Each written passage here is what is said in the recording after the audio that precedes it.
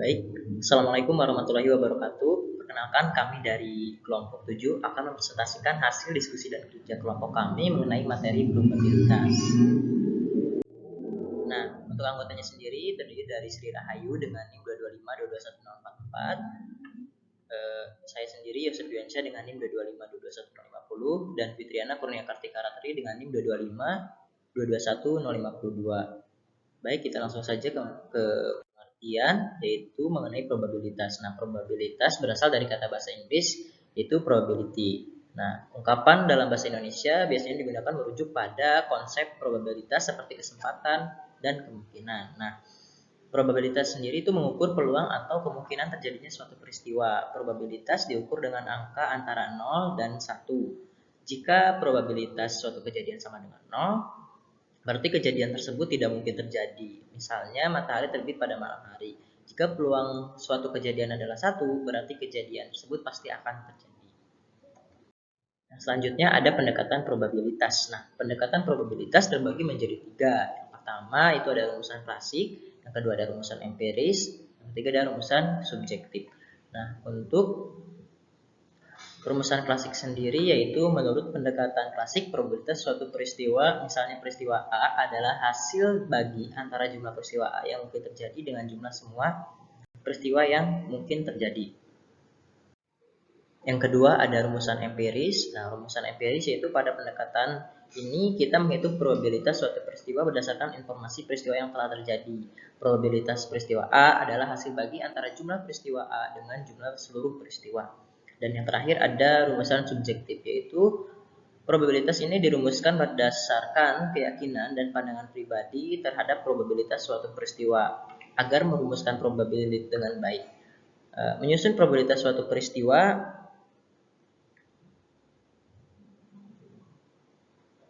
harus mempertimbangkan sebanyak mungkin informasi yang satu relevan dengan peristiwa tersebut. Nah, yang selanjutnya kita merincikan tentang rumusan klasik. Nah, untuk rumusan klasik, rumusnya sendiri yaitu di mana peluang A sama dengan jumlah peristiwa A yang mungkin terjadi dibagi jumlah peristiwa yang mungkin terjadi. Sebuah dadu dilempar sekali, berapa probabilitas munculnya mata dadu 2? Nah, jawabannya, seandainya peristiwa A adalah munculnya mata dadu, maka jumlah peristiwa munculnya mata dadu 2 yang mungkin terjadi adalah 1, karena hanya ada satu mata dua pada sebuah dadu, dan jumlah semua peristiwa yang mungkin terjadi adalah 6, yaitu munculnya mata dadu 1, 2, 3, 4, 5, dan 6. Dengan demikian, probabilitas pada dadu tersebut adalah 1/6. Selanjutnya ada rincian dari rumusan empiris, di mana rumusnya adalah probabilitas A sama dengan jumlah peristiwa A dibagi jumlah semua peristiwa. Nah, contoh soalnya adalah hasil pelemparan sekeping mata uang logam sebanyak 10.000 kali adalah 5.010 kali keluar angka dan 4.990 kali keluar gambar. Berapa probabilitas keluarnya angka jika sekeping mata uang logam dalam sekali? Nah, jawabannya adalah seandainya peristiwa A adalah munculnya angka, maka probabilitas A sama dengan 5.010 dibagi 10.000. Hasilnya adalah 0,501. Nah, yang selanjutnya ada irisan. Irisan ada dua himpunan A dan B adalah himpunan dari semua anggota himpunan anggota A dan B yang sama, di mana A sama dengan kurung kurawal buka yaitu 2357 dan B kurung kurawal buka 13579. Nah, jika A sama dengan 013610 dan B 0149, tentukan A irisan B. Nah, jawabannya adalah anggota yang sama dari himpunan A dan B adalah 0 dan 1. Oleh karena itu, A irisan B sama dengan 0,1. Yang selanjutnya ada gabungan, yaitu gabungan dari dua himpunan A dan B adalah himpunan yang terdiri dari semua anggota himpunan A dan B, di mana anggota yang sama hanya ditulis satu kali. Nah, anggota A itu sama dengan kurung kurawal buka 0, 1, 2, 3, 4, 5, dan B kurung kurawal buka 2, 4, 6, 10. Jika A sama dengan 135 dan B 2357, tentukan A gabungan B. Nah, jawabannya adalah perhatikan anggota A dan B. Jika digabungkan, maka gabungan A dan B adalah sebuah himpunan yang anggota-anggotanya terdiri dari 1, 2, 3, 5 dan 7. Oleh karena itu, A gabungan B yaitu 1, 2, 3, 5, dan 7. Nah, yang selanjutnya ada aturan penjumlahan. Yang pertama itu ada aturan penjumlahan di bagian kejadian saling meniadakan. Aturan penjumlahan dilihat dari sifat saling meniadakan atau tidak dari sebuah peluang kejadian. Dua peristiwa dikatakan saling meniadakan jika kedua kejadian tidak dapat terjadi secara bersamaan. Nah, contohnya adalah dadu 6 sisi dilempar sebanyak 1 kali. Berapa probabilitas sisi yang muncul adalah sisi 1 atau 6? Nah, P atau probabilitas 1 atau 6 sama dengan 1/6 ditambah 1/6 sama dengan 2/6. Atau lebih disederhanakan lagi yaitu 1/3. Atau sama dengan 0,333 atau 0,33,33%.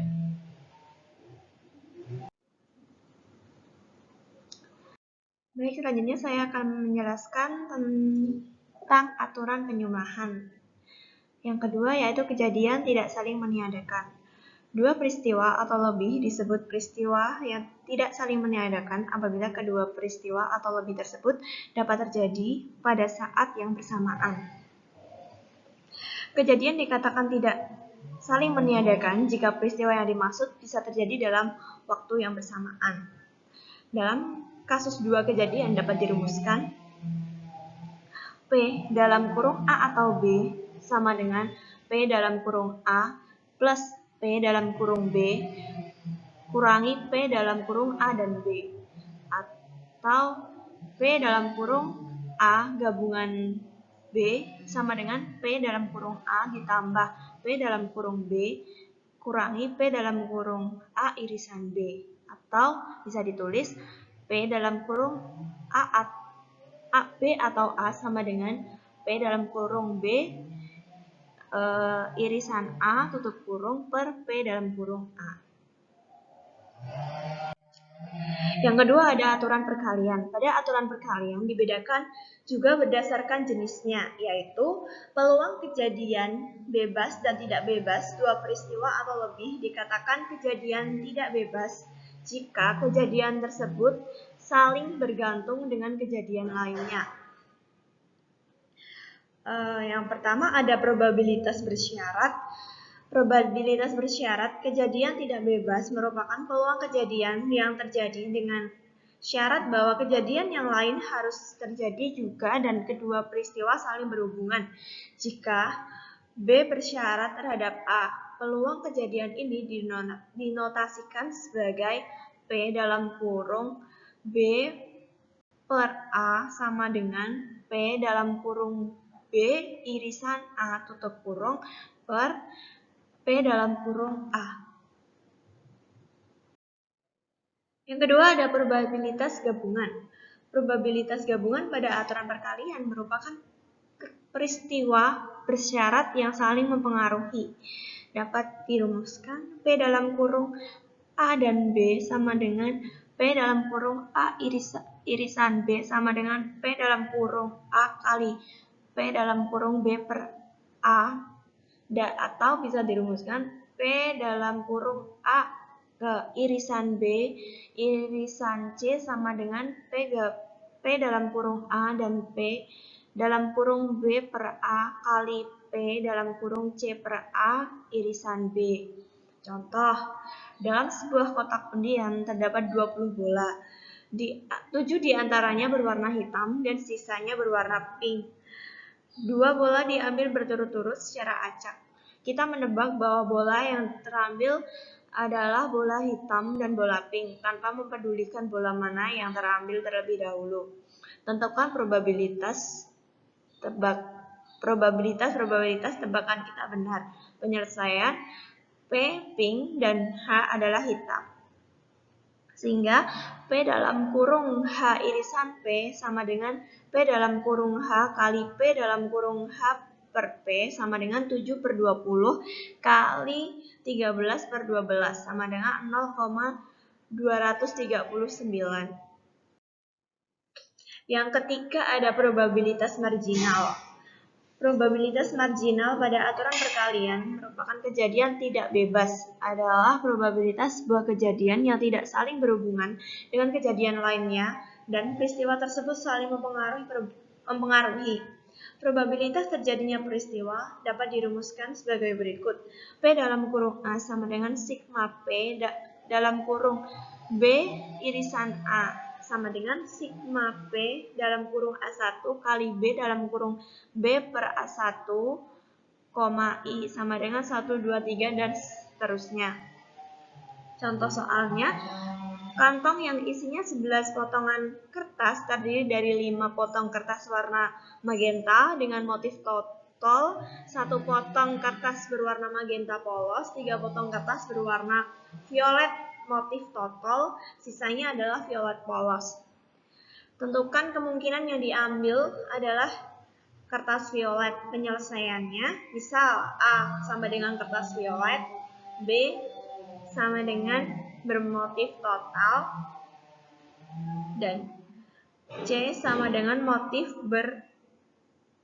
B sama dengan motif polos bermotif polos. Maka P dalam kurung B irisan A sama dengan 3/11. P dalam kurung B irisan A sama dengan 11/11 dikurangi 5 plus 1 plus 3/11 sama dengan 2/11, atau P dalam kurung A sama dengan P dalam kurung B irisan A ditambah P dalam kurung B irisan A sama dengan 3/11 ditambah 2/11, maka dihasilkan 5/11. Yang selanjutnya ada faktorial. Faktorial digunakan untuk mengetahui berapa banyak cara yang mungkin dalam mengatur suatu kelompok. Contoh konvensial, apabila kita mempunyai 3 bank yaitu BCA, BII, dan BNI, ada berapa cara untuk menyusun urutan ketiga bank tersebut. Secara sederhana dapat kita lakukan dengan mengurutkan ketiga bank tersebut. Misalnya, dalam kolom pertama ada BCA, BII, BNI. Terus yang kedua ada BCA, BNI, BII. Yang ketiga ada BII, BCA, BNI. Di bawah ada kolom BII, BNI, BCA, BII, BCA, BNI. Ketiga BCA, BII, BNI. Dapat kita ketahui bahwa terdapat 6 cara mengurutkan nama bank tersebut. Namun apabila jumlah bank tersebut 100 buah bank, maka kita akan kewalahan dalam mengurutkan, maka dapat dilakukan dengan pendekatan faktorial. Apabila bank berjumlah 3, maka cara mengurutkan nama bank yaitu 3 sama dengan 3 kali 2 kali 1 sama dengan 6.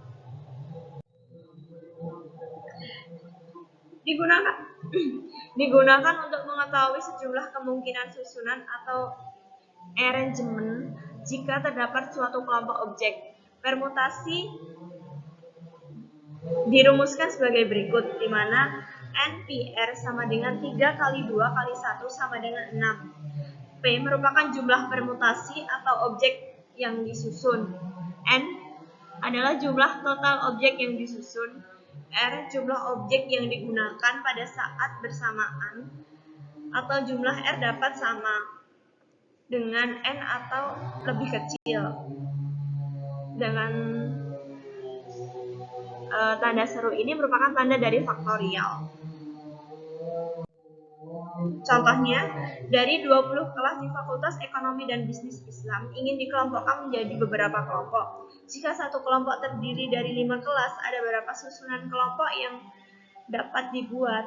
Jawab, 20 pangkat P5 sama dengan 20 faktorial per dalam kurung 20 min 5 faktorial sama dengan 20 kali 19 kali 18 kali 17 kali 16 dan kali 15 per 15 sama dengan 1860.480.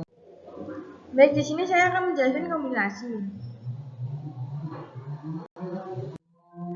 Kombinasi digunakan apabila kita tertarik pada beberapa cara sesuatu diambil dari keseluruhan objek tanpa memperhatikan urutannya, dirumuskan sebagai berikut. N, C, R sama dengan N per R kurang buka N dikurangi R kurang tutup. Contoh, ada 5 orang siswa mendaftar sebagai pembawa acara dalam suatu kegiatan hiburan. Pihak penyelenggara hanya akan memilih 2 orang yang dapat dijadikan pasangan. Ada beberapa kombinasi pasangan yang dapat dipilih oleh panitia. Teorema ini menerangkan hubungan antara probabilitas terjadinya peristiwa A dengan syarat peristiwa B telah terjadi akan probabilitas terjadinya peristiwa B dengan syarat peristiwa A telah terjadi. Teorema ini berdasarkan pada prinsip bahwa tambahan informasi dapat memperbaiki probabilitas. Contoh, suatu toko menjual 2 jenis cat, yaitu cat air dan cat minyak. Berdasarkan data penjualan jangka panjang diketahui bahwa peluang seorang pelanggan membeli cat air adalah 0,65. Banyak 60% di antara mereka juga membeli penggulung roller. Di sini lain yang membeli penggulung hanya 30% dari pelanggan yang membeli cat minyak. Jika seseorang pelanggan dipilih secara acak dan diketahui bahwa pelanggan tersebut membeli penggulung dan sekaling cat, berapa peluang bahwa cat yang dibeli merupakan cat air? Jawab, misalkan A, C, dan B betul-betul merupakan kejadian. Seorang pelanggan membeli cat air, minyak, dan penggulung. Diketahui P kurang buka A kurang tutup sama dengan 0,65. P kurang buka A pangkat C kurang tutup sama dengan 1 dikurangi P kurang buka A kurang tutup sama dengan 0,35. P kurang buka B atau A kurang tutup sama dengan 60% sama dengan 0,60.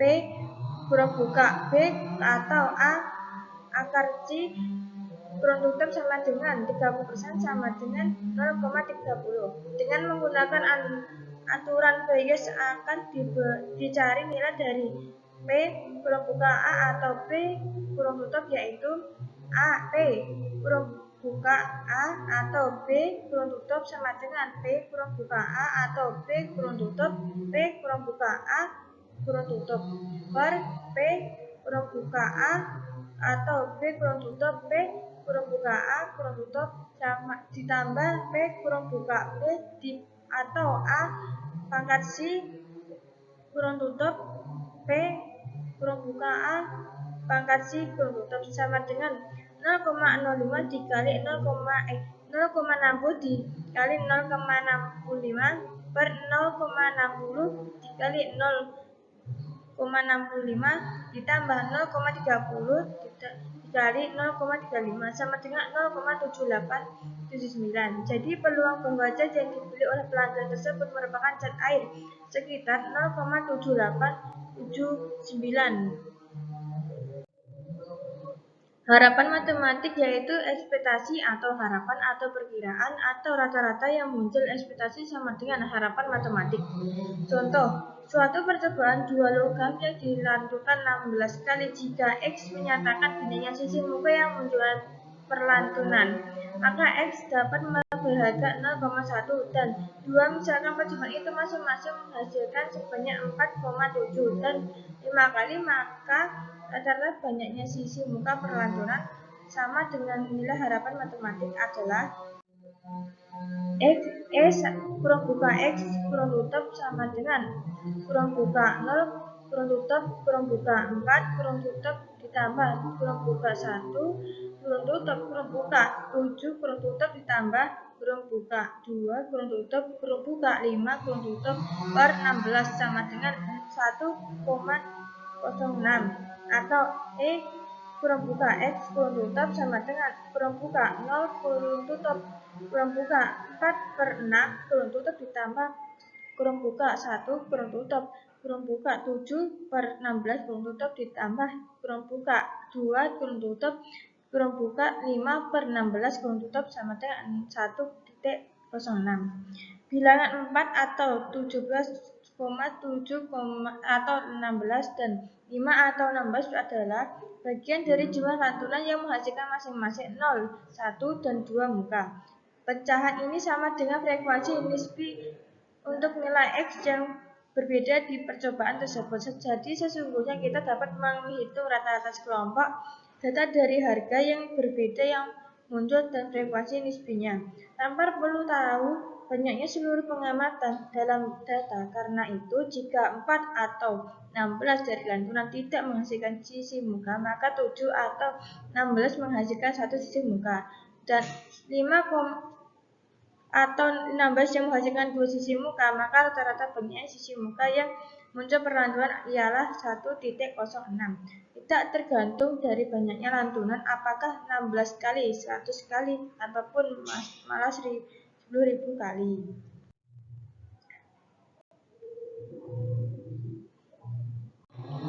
Baik, mungkin itu saja yang dapat kelompok kami sampaikan. Mohon maaf apabila ada kekurangan. Wassalamualaikum warahmatullahi wabarakatuh.